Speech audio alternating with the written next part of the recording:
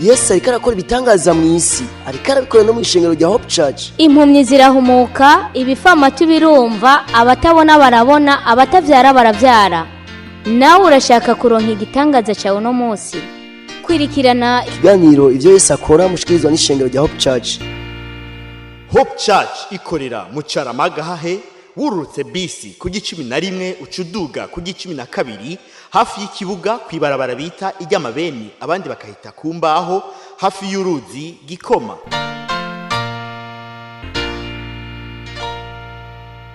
Kaze muri gitondo ciza, igitondo c'umugisha, igitondo Imana yaduhaye, igitondo Imana yaduhaye kugira ngo tugihezagirirwemo, igitondo Yesu yashimye ko nawe ukibamwo, ukaba uri kumwe na Pastor Jackson NKESHIMANA wo mu ishengero rya Hope Church. Igitondo rero cyo ku munsi wa kane ni igitondo ciza. Mumvise aho ishengero rya Hope Church rikorera, mumvise ko ari mu Caramagahahe aho bita kujya mabeni. Turagwaye kaze rero muri uyu mwanya. Muri uyu mwanya rero tugira tubanze tubahe akaryo keza ko gukurikirana ijambo ry'Imana. N'ijambo ry'Imana twavuze muri iryo shengero nyene rya Hope Church rikorera mu Caramagahahe. Iryo shengero rero Imana iri kwirakoreraho ibikomeye n'ibihambaye, twamatumva intaye nyinshi cyane zitandukanye, kandi ndaza kubaha nakanya kuzumviriza. Ntuve hafi radio yawe utazumvirije, tugira tumve ijambo ry'Imana maze cyo tubasengera. Rero ntuve hafi radio yawe utarasengerwa kugira ngo uyu munsi kubera umunsi mwiza, umunsi wo guhura n'Imana, umunsi wo kubona ibitangaza vy'Imana. Imana ifise imigambi myinshi cyane ku buzima bwawe. Uno munsi rero urashaka kuba ari umunsi Imana igomba ko ubuzima bwawe buja ku rutonde rwiza. Reka muri aka kanyero tuha akaryo ko kumva ubutumwa bwiza twavuze hari mu ishengero rya Hope Church. urashaka kwama ukurikirana ubutumwa bwiza bwa Pastor Jackson NKESHIMANA ku telefone yawe? Ja kuri YouTube wandike Pastor Jackson NKESHIMANA, urasanga ko ubutumwa hamwe n'ubwo yavuze kera. Ntibibagire kugira subscribe canke s'abone, wibuke kubusangiza n'abandi. Sasa wa undagira kabiri naca avuga teka nanje nkubwira inzozi zanje. Yosefu amubwira ati sasa problème we ni danger. We nta misi 3 sigaye batagusoye mugashite. Très bien. Ati mugabo bazogusora bace bakunyonga. Kandi nibaheza kukunyonga bazogushira ngaho ibikona ibikoko nivyo bizogya ikiziga cawe. Nta nubwo uzohambwa. Ya misi 3 kwa kundi nyene ntibiraba. Mugabo Yosefu wa undi wambera mubwira ngo numara gusubira mu kibanza cawe uzunyibuke. Numara gusubira mu kibanza cawe uzunyibuke. Ni bangahe bibuka babagiriye neza? Amaze kumubwira ati genda nuwasoka uzunyibuke, zanzozi koko ziraba. Mugabo wa undi asubizwa mu kazi, mugabo ntiyibuka Yosefu. Imagine umunsi urahera ntiyamwibuka, iminsi 10 irahera ntiyamwibuka, ukwezi kurahera ntiyamwibuka, umwaka urahera ntiyamwibuka, imyaka 2 irahera kutavuga ntiyamwibuka.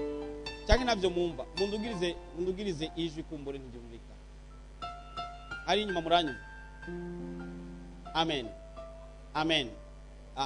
Ubu ni sawa. Hallelujah. Sasa imyaka 2 iheze, Imana igomba kugukiza niburaho ibicisha.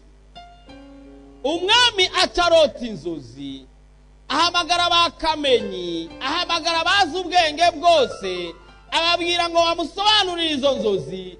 Harabura numwe mubize n'abatize n'abakamenyi n'abapfumu nabyandagutakiye na byabigirwamana byose birabura inyishu. Mugabo wa undi yasubijwe ibwami acaribuka ati ati hari umufungwa umwe twari kumwe yigeze kumbwira ibyanjye, ati ariko n'umuprisoni. Mu majambo yose yamubwiye yarayibutse uretse rya jambo yamubwiye ati uzunyibuke. Bwana Sesa ndasubiyemo kandi kubaza, wibuka kangahe umuntu yakugiriye neza? Ni munyishure ishuri umutima wawe. Wibuka kangahe umuntu yakugiriye nabi? Acha ikibi ntuzenya yankoreye. Icyo ni kenshi kikuguma mu mutima ngo nibyo yankoreye. Ariko ibyiza umuntu yagukoreye si kenshi uvyibuka. Ntunyishure, wishure umutima wawe. Kugira ngo ugere aho ugeze, hari abantu bagiye bakora ariko ntabwo wigera ubibuka. Ariko bagukoreye ibibi bora bibuka, uribuka ikibi bakoze. Mugabo iciza cabaye ntabwo cibuka. Bwana sadiye sana. Wa mukuru w'abakevyi ibwami acabwira umwami Farao ati buriya hari umuntu yigeze kumbwira inzozi cyagiye bari wamfunze. Umwami ati ashaka kuzisobanura ati ujya ni finale. Ati bijya byose byabaye n'ingene mwanyonze naka ni kujya nyene yari yabitubwiye. Kweli mumpamagarire. Yosefu yarasigaye afise ibishatsi. Sinzi ingene bimeze kuko bavuga ngo bavuye baca bamumwa umushatsi baca bamubika baramwoza bamambika izindi mpuzu shasha acagenda ibwami. Iyo ni etape ya mbere itanguye ashitse ibwami. No nuravyumva yo amena ni nonya vraiment. No cangenze nga ashika ibwami. No arinjira ibwami. No bamaze kumukura bya bishatsi. No n'impuzu za vere zavuyeho. No bamambitse agakoti keza.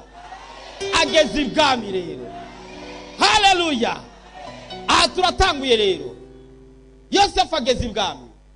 Nakiri nk'abandi. Biratanguye ivy'Imana yasezeranye.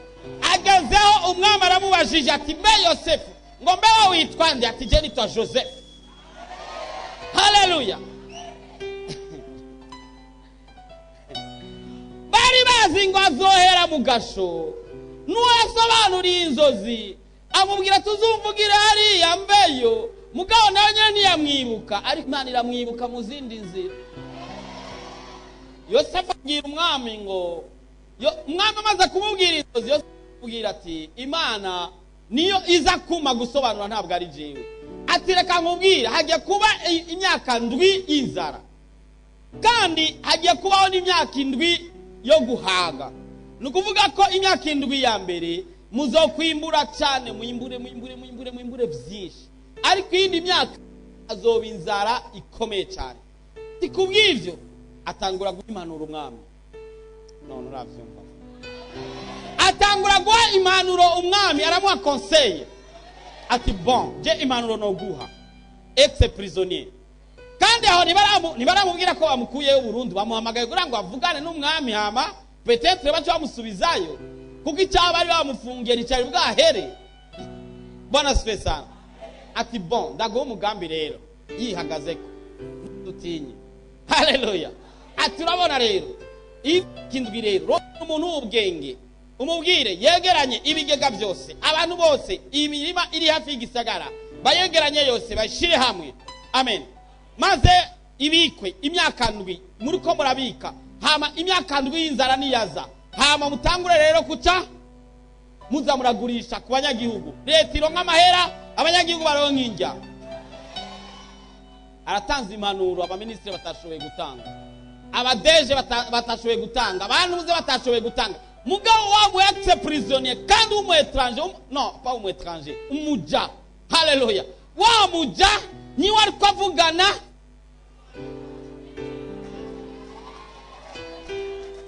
ni watanze impanuro umwami ataravuga ati ivyo uvuze nivyo. Ati kandi uwo muntu w'ubwenge ntoye wewe. Ati kandi ndagwaye kugaba igihugu cyose n'ivyo mu nzu yanjye vyose kandi après jewe ni wewe. Ama nomination ya kera ntiyari yoroshe. Aramwegurira Yosefu erega buri agenda umuheburayo bazanye ndumugurano. Ati no wenda kugize après moi ni wewe kandi ku mikogote yanje ingetso tugenda azorangura jewe hama wewe hama bandi nyuma. Ivyo Imana yavuze ndugu yangu bitebe bitebuke bizo. Ivyo uri kuracamwo uno munsi biko bikujana ku nyishu yawe. Biguma bigusunika nubabareye. Yosefu iyo abagahungu kameze umutima mubi yari gusigara yamenyo bakuruwe bariko aramugurisha ari gufata umwe basi no ngaka avuga ati ngende ndagushaka n'inyama n'imwe. Mugabo yararetse agira avuga ati ivyo Imana yavuze bizoba bitewe bizoba nk'uko Imana yabivuze. Haragera igihe rero baregeranya bya biryo baravyegeranya imyaka indwi irahera bariko baregeranya. Yosefu n'umushefu iwabo se murazi ko bamubwiye ngo yariwe n'igikoko. Bafashe amaraso y'imene abariyo bajovyamo ya muzu ya Yosefu yari nziza y'amaboko maremare niko Bibiri ivuga. Kandi se mu mutima we afise agahinda katabaho azi ngo umwana we yarapfuye. Na bene wabo bazi ko yapfuye ko bamugurishije nk'intungwa. Barasende sana.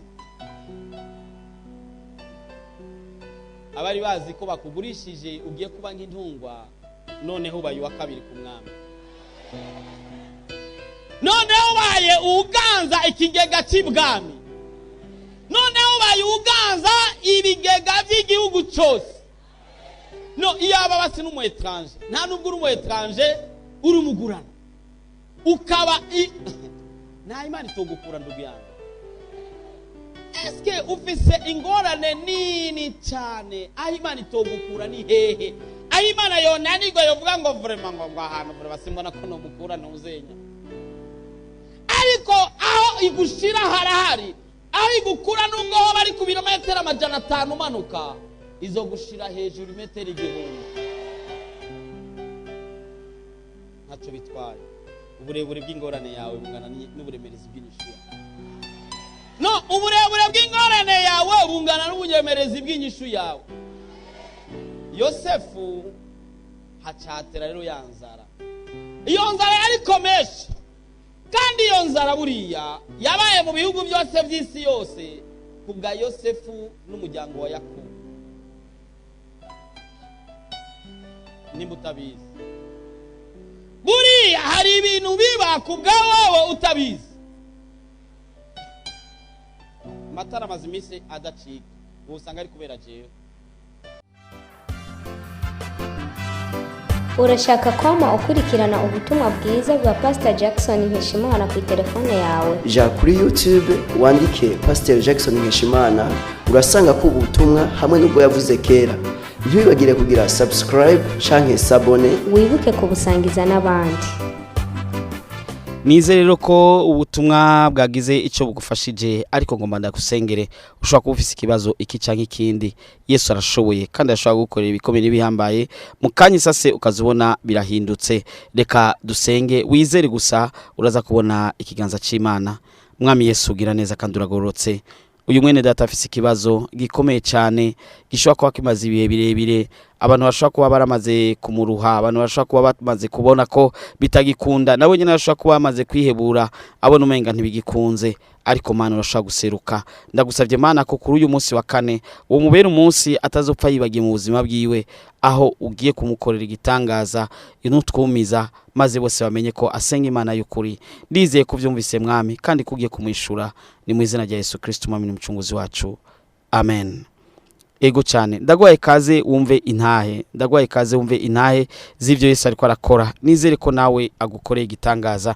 Yesu ariko arakora ibitangaza ngaho mu ishengo rya Hope Church. Ndaguronse n'akajyo kukubwira tuti kaze cyane uno munsi turaza kuba turiko turasengera abantu bafise imitwaro iyi n'iyindi. Uno munsi saa 11 turaza gusengera abantu bafise imitwaro itandukanye, abagwayi, abamazi iminsi bagwaye canke abagwaye ingwara zimaze ibihe birebire cyangwa babushwe nibi nabiriya. Abantu bose bafite imitwaro itandukanye turabaye kaze uno munsi kwa kane isaha 11 kugeza isaha 12 niho tuzoba kwa turiko turasengera abantu.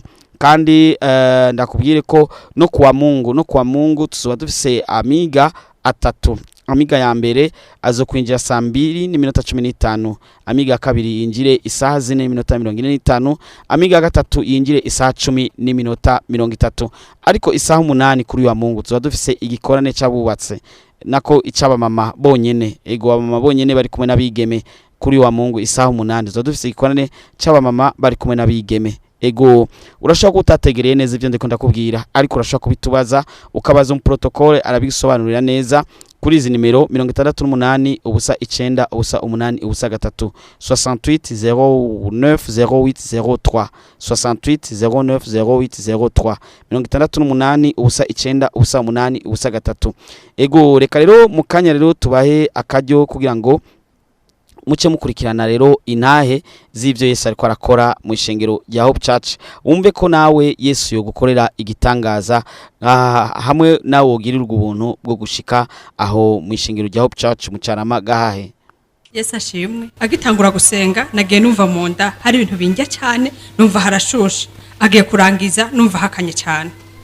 Mwami Yesu rero agire neza, je numva nakize. Yesu ariko arakora ibitangaza mu isi, ariko arabikora no mu ishengero rya Hope Church. Naje ndashima Imana, nashitse ngaha numva fisi seseme, ariko ndumva ubu byaheze byose bimeze neza. Kabashima Imana kandi ko narimaze iminsi ngwaye mugabo nakize, kandi nkashashimira n'umubyeyi wacu ikibazo nambwe yasengere caravuye mu nzira. Yesu abahezagire kandi abongera umuri. Yesu ariko arakora ibitangaza mu isi, ariko arabikora no mu ishengero rya Hope Church. Ahantu kuri hari Imana, hano hantu hari Imana by'ukuri.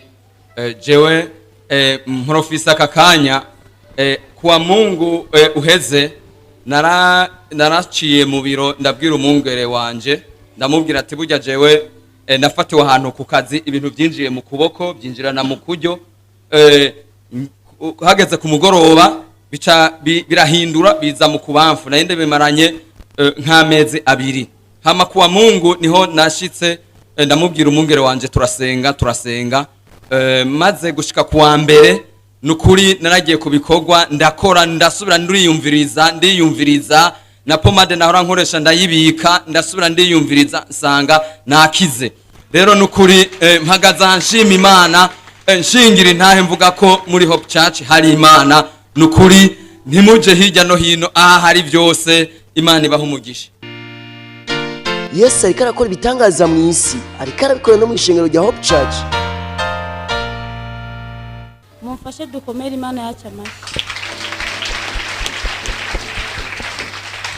Magaze ngashima Imana nanje kubyo yankoreye muno mwanya. Ari ibintu nari maze iminsi sengera kandi giye kirekire cyane, ariko nabariwe ko nishyuwe uyu munsi nyene, kandi nivyagaragara nzoshima Imana bihagije. Yesu abahezagira. Yesu ariko arakora ibitangaza mu isi, ariko arabikora no mu ishengero rya Hope Church. Yesu ashimwe. Yesu ashimwe kandi bwa mbere ndabaramukije mu izina rya Yesu.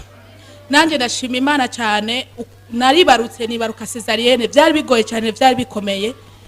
Abandi barabatahura barambwira ati mama wewe nturakira, barambwira ati kubera hari ukuntu ba mu bitara abaganga bakakurambirwa, baravuga ati taha nta kuri n'ivyanka uzosubira ugaruke, ti kuko wowe ahantu twabaze hari ibinure byinshi ntiwuma nk'abandi. Ndataha nguma numva ingorane ziguma ziza. Ejo nariko ndabwira umuntu tubana ndabona nzosubira kwa muganga kugira ngo basubire barabe neza, barambwira turasubirayo n'ubundi atwari bakurungitse utarakira, ariko shitse ngaha ko naje mfise ububabare bwinshi buraheze. Yesu ariko arakora ibitangaza mu isi, ariko arabikora no mu ishengero rya Hope Church. Yesu ashimwe. Nanje mpagaze ngashima Imana, je ngaha numva mbabara mu nda, ariko nashima Imana ko nakize. Yesu ariko arakora ibitangaza mu isi, ariko arabikora no mu ishengero rya Hope Church. Yesu nashimwe. Amen. Nje gushima Imana kuvyukuri iyi ngoro y'Imana, nukuri hari Imana, mubanze mu mpera amashimana. Jewe nje gushima Imana, nari maze igihe ngwaye urutoke rukaguma ruhunja, simenye ikirunja mu rukavyimba, n'ugwara ndabona ko rugomba ruveyo, ariko turiko turasenga nagiye numva ruko rurakamwe umuriro, naciye nguma ngira kugira uwo muriro numva ko wopunguka, ariko tumaze kwicara wa muriro waciuhera nca numva urutoke rurakanye. Amen. Yesu ariko arakora ibitangaza mu isi, ariko arabikora no mu ishengero rya Hope Church. Yesu nashimwe. Yesu nashimwe kandi igihe twariko turasenga naje numva mbabara mu mutwe cyane, naguma mene ku mutwe, numva imisonga igumenyurana mu maso no mu mutwe, ariko twariko turasenga numvise ibintu biza mu mutwe, ubu numva nkomeye neza. Yesu ariko arakora ibitangaza mu isi, ariko arabikora no mu ishengero rya Hope Church. Yesu nashimwe. Nanje mbanje kubaramutsa mu izina rya Yesu. Ndashima Imana kuri uno mwanya mbaye hano hantu, nari mfunze ukwezi n'indwi zibiri ntashika hano hantu ku mpamvu y'umubiri ukungene wagiye umpinduka. Ariko ico ndagishima Imana ko banyandikiye ibitaro no kuri sinigeze ndavyinjira, Imana yaramfashije. Ikindi ni uko nishimye Imana nuko nshitse hano mu gihe cyose aho mbaye hose naguma ndiko ndarira Mana kubera iki nanje abandi bari mu nzu badapanze mugabo je nguma mpana. Nukuri numva ko inyishu yiwanje nayo nyene ibayemo, Imana ibahezagiye. Yesu ariko arakora ibitangaza mu isi, ariko arabikora no mu ishengero rya Hope Church. Yesu nashimwe. Nanje magazi ngashima Imana. Dimanche y'indwi heze twarasenga sengera abagwayi, ariko sinabashe guhaguruka ngo mvuge igitangaza Imana yakoze. Ariko narabibonye muri nondwi. Bwa mbere na mbere nanga gusaba imbabazi Imana, kuko Imana yarabinkore ntabwo nashimye. Ariko no munsi Imana ishimwe cyane narakize. Yari ingwara yo mu maraso yari imbangamiye cyane, sinabasha kuvuga, ariko ndashima Imana ko yanabaye kandi ubu ndiyumva ameze neza cyane. Yesu abaheze. Yesu ariko arakora ibitangaza mu isi, ariko arabikora no mu ishengero rya Hope Church. Yesu nashimwe. Amananje magurutse shima Imana.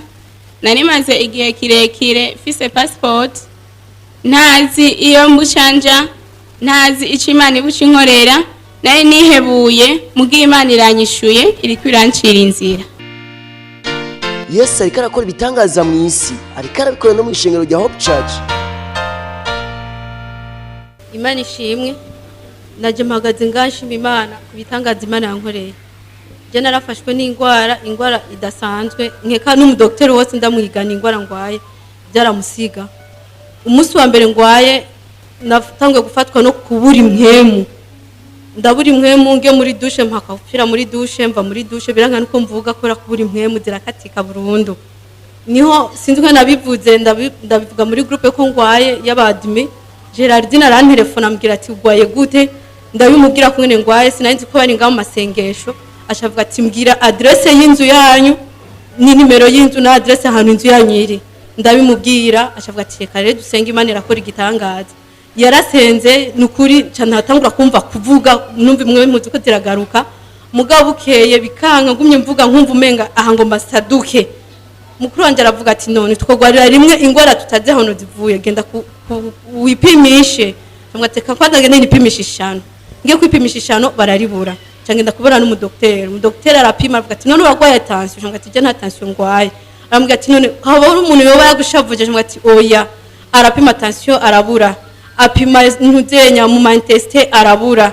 Apima ingwara zose arabura. Mfata ko tumbuzi ingwara zose genda wipimishe typhoid, wipimishe na malaria.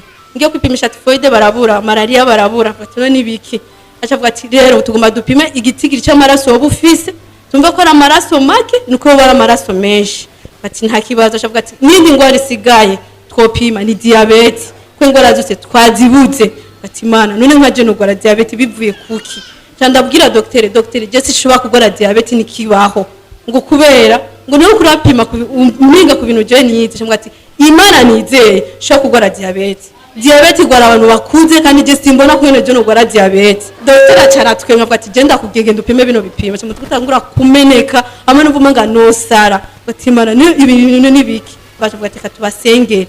Barasenga baje kunsengera Gerardine arantelefona ati bimeze gute. Mwati nta mitende ngoreka dusenga Imana. Mwati ego numva meze neza ndavuga nta mwemu nangorane yimwe mufise no kubabara munda nta bibyo nkifise nukuri muyikomera Imana yanje amashi.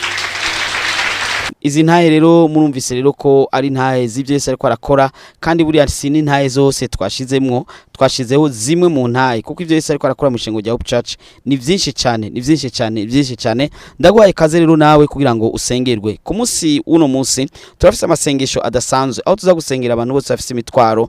Irashaka ufise imitwaro, umutwaro wo mu rugo, umutwaro w'ishure, umutwaro wa fiançailles, umutwaro w'ingwara, umutwaro w'akanoti, umutwaro w'ivyakazi. Imitwaro iratandukanye iri mu buryo butandukanye. Turagwaye kaze rero kugira ngo uno munsi munsi tugusengere ariko rero ku munsi wa Mungu kuri uyu munsi wa Mungu rero tuzatufise igikorane c'abakenyezi n'abigeme isaha 8 rero mugabo ngomba kukubwira kandi ko kuri wa Mungu tuzosengera abantu bafise imitwaro yindi itandukanye urashaka ufise umutwaro abantu batazi urashaka ufise umutwaro wo mwibanga urashaka warasengeye ikintu ugasanga igihe kirabaye kirekire Imana ugasanga ntirishura kuri ico kibazo kandi Imana irashaka kwishura ugasanga kuri wa Mungu niyo munsi wawe wo kwishurwa kuri uwo mutwaro ndakubwire rero ko kuri wa Mungu rero bizaba bimeze neza cyane kuko nawe ntuzi icyo Imana yaguteguriye kumbure ni wewe ushikiriwe aba bose bashinga intahe suko bavukanye amaraso atandukanye nayo ufise oya bashobora kuba bavukanye amaraso nkayo nawe wavukanye ubundi bwo abantu bose bavukana amaraso atukura nawe ufise yatukura nawe Yesu yabakoreye neza abagirira igitangaza nawe arashaka gukorera igitangaza reka ndakubwire rero uzoze bivanye n'umwanya wawe bivana n'umwanya wawe Yesu azokorera igitangaza dufise amiga 3 amiga ya mbere azotangura isaha 2 zirenze ku minota 15 amiga kabiri atangure isaha 4 zirenze ku minota 45 amiga gatatu atangure isaha 10:30 ariko kandi tuzodufise ikorane c'abakenyezi ego nimbura umumama ingo wige umenye ivy'urugo ingene bigenda n'ingene bikwiye kugenda urugo rwawe ntuze rwigere rusambuka mbere ushoboye no gukomeza izabandi nawe nimbura umwige mugeze uzumenye rero ivyo nashangaza atakubwiye n'ivyo mama atakubwiye uze uvyumvireho mu vy'Imana ingene bigomba kumera kandi n'ingene urugo rwawe uzo rugenza neza aba papa rero mubwire aba mama mubarekurire bisaba kuba hagatike mukabahe kugira ngo bikunde baze kwiga izo nyigisho ntizirabidini ntizirabishengero ziraba abantu bose ni kuri uyu munsi wa Mungu aho nyene ku ishengero rya Hope Church guhera saa 8 aba mama bazaba kwariga rero urashaka utategereye neza ivyo ndiko ndavuga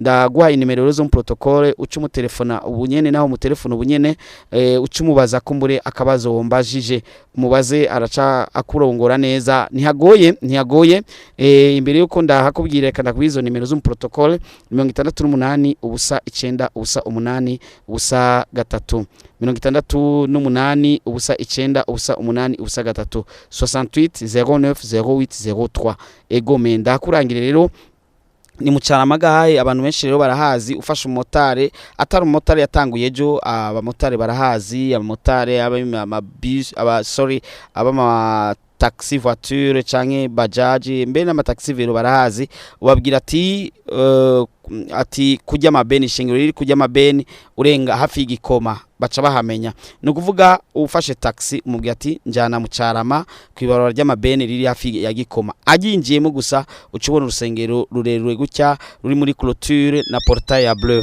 biba byoroshe cyane kuko haroroshe kumenya ufashe bus naho ururuka bus aho amabisi akatirana ko 11 ukacuja kwibarura rikurikira biti rya 12 uhageze ucusanga ucuraba muri Carama ucubona ishengero rishengero nyene harimo clôture na portail ya bleu ego handitse ko Hope Church turagwaye kaze rero bivanye n'umwanya wawe ego Yesu aguhezagire kaze cyane Yesu abagire neza abitwararike abane namwe uyu munsi rero ndakwifurije ko kubera umunsi mwiza cyane umunsi wo guhura n'Imana umunsi wo kunguka umunsi uko ya dossier yawe ikunda umunsi uko bakwishura neza umunsi uko bigenda neza uno munsi nta accident ugira mu izina rya Yesu uvuga ati amen uno munsi ntuhomba mu izina rya Yesu uvuga ati amen uno munsi ntibiza kuba nabi mu izina rya Yesu uvuga ati amen uno munsi biraza gukunda kandi uze kunshingira intahe uraza kubwira mu protocole intahe z'ivyo Yesu yakoze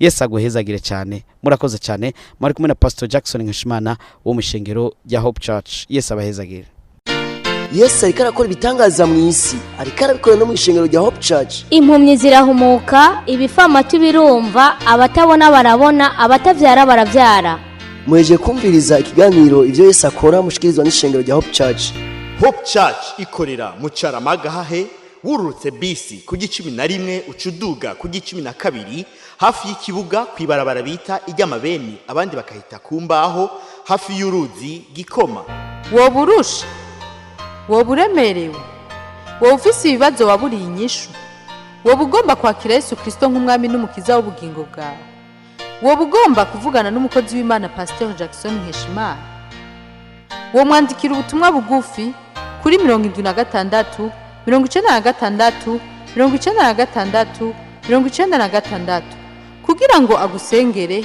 kandi agufashe mu buryo bw'impwemu. Yesu yavuze ngo nimuze kuri jewe mwese abananiwe n'abaremerewe ndabaruhura.